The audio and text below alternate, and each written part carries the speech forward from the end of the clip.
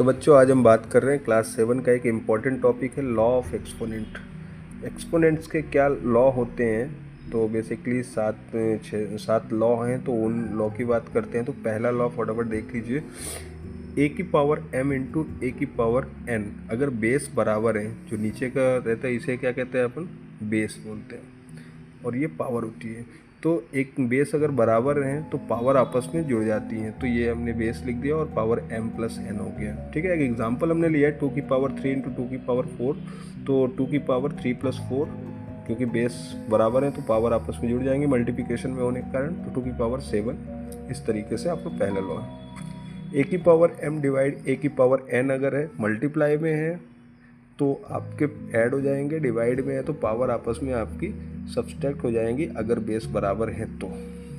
Example ये दिया हुआ है 3 की पावर 4 डिवाइड 3 की पावर 2, तो पावर आपस में बेस हमने 3 लिखा और पावर आपस में 4 माइनस 2, तो 3 की पावर 2 इज इक्वल टू 9 हो गया।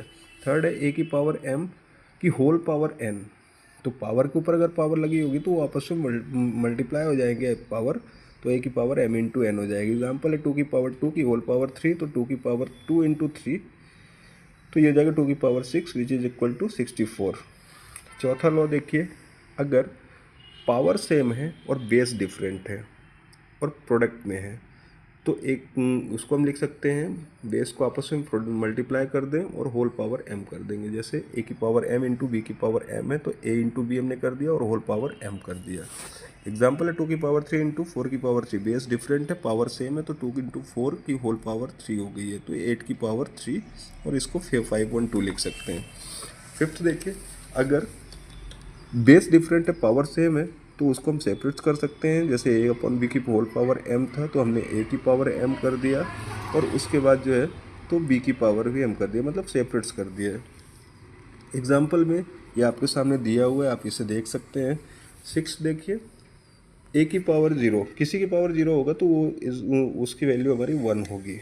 यहाँ पर हमने एग्जाम्पल दिया 5 की पावर 0 अगर है तो वो 1 होगी।